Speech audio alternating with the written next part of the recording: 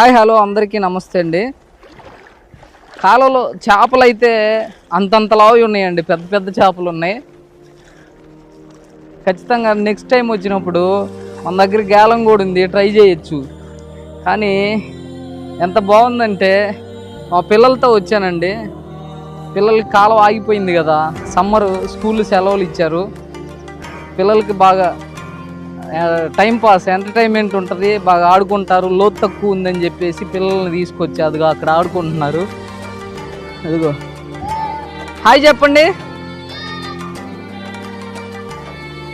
ఆడుకుంటున్నారు, నిజంగా చాలా బాగుంది. గంగమ్మ తల్లి పర్వలు దొక్కుకుంటూ వెళ్ళే కాలువ.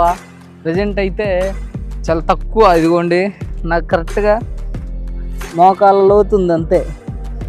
మామూలుగా అయితే కాలువ చాలా పెద్దదండి, ఇది కాలువ నాగార్జున సాగర్ కుడి కాలువ. ఇది కిందంత పాచి పట్టింది. ఇదిగోండి మనకు కనపడుతుంది కదా అక్కడ హద్దు. వాటర్ అయితే ఆ హద్దు నిండుగా వెళ్తూ ఉంటాయి ఫుల్గా కాలువ ఉన్నప్పుడు.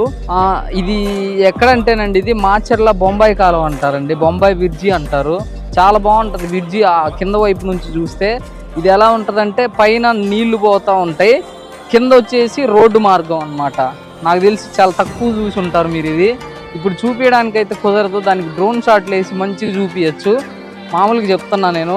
పైన ఏమో నీళ్లు కాలువ, పెద్ద కాలువ నాగార్జున కుడి కాలువ వెళ్తూ ఉంటుంది. కింద వచ్చేసి వెహికల్స్ తిరుగుతూ ఉంటాయి, రోడ్డు అనమాట. అది చాలా బాగుంటుంది, చూడ్డానికి అందమైన ప్రదేశం ఇది.